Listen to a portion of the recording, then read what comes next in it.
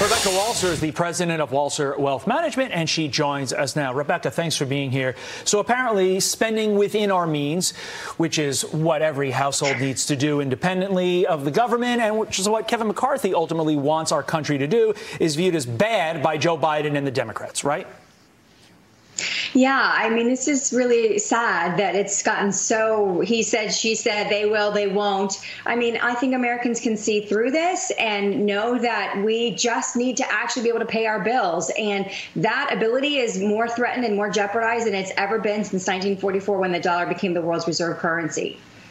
You know, Senator Joe Manchin, he was on Sean Hannity's show, I believe it was on Monday, and he said he thinks the president should work with Kevin McCarthy in order to raise the debt ceiling. Listen to this.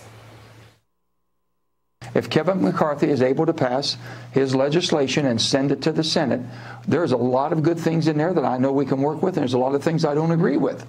But you have to be able to start negotiations. You know, with somebody like Manchin, he's in the middle of the road. He even just said in that soundbite, he agrees with some, he doesn't with others. The president has said he's willing to sit down with McCarthy. But my question, if McCarthy is so far on one side and Biden is so far on the other, what agreement could they possibly come to? Yeah, I mean, that's exactly the question, right, Ashley? I mean, this is really difficult because you have two sides that are sort of planting their flag and saying, you know, and I can understand Speaker McCarthy's reticence to actually go, because Biden hasn't come to the table to have discussions, negotiations. It's pretty much, hey, I'm going to just disregard the fact that the actual House of Representatives changed color with this last election. I'm just not going to deal with these Republicans. And yet the House changed, as it changes often in presidencies, so that that president could be held accountable. That's exactly what the American people are saying. Get yourself with a compromise for the entire country, not just one party or the other. And so Americans are looking for true leadership, and someone needs to step forward and make it happen. We have to resolve this. There is a looming, deadline date if we're not going to actually be able to pay our bills, and therefore it has to get done. If we don't solve the debt problem now, stop kicking the can down the road, the severe implications to our country, from national security to economy to everything, are just almost too incomprehensible to imagine. Similarly, same with this next topic. Nearly 20 countries have shown an interest in joining China and Russia's anti-U.S. dollar alliance, hoping to weaken U.S. currency. This isn't a theory, Rebecca, that we talk about and say like, oh, we hope it doesn't happen. It's happening. The train has left the station. So ultimately, what happens to America if the dollar is no longer the world's currency?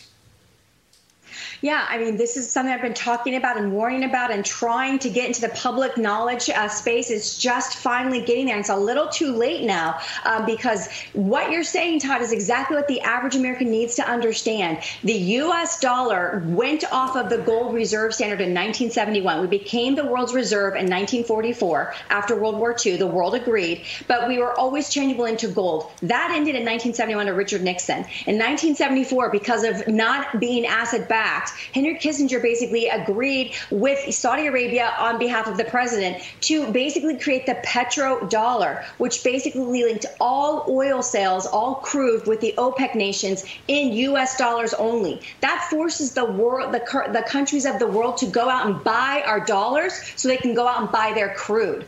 That ended when Russia got kicked out of the SWIFT system last year. So when Russia invaded Ukraine, the West replied with economic sanctions, which essentially cut Russia off of the international payment system involving the dollar. That was really sort of not smart, because what they did was they just brought forward their plan to have an alternative second reserve with their eastern kind of bloc of nations forward, and they have been actually bypassing us for some time now. The BRICS bloc that you're talking about, Todd, that had a net trade surplus last year of 387, whereas the actual European bloc had a negative trade surplus of 437. So what we're saying is this bloc could leave us behind and leave us holding the bag, because we were so arrogant to weaponize our dollar for geopolitical reasons. And so this is happening. It is happening very fast.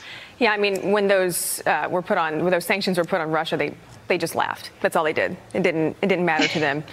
Rebecca Walser, thank you so much for your time. Thanks so much, Rebecca. Thank you.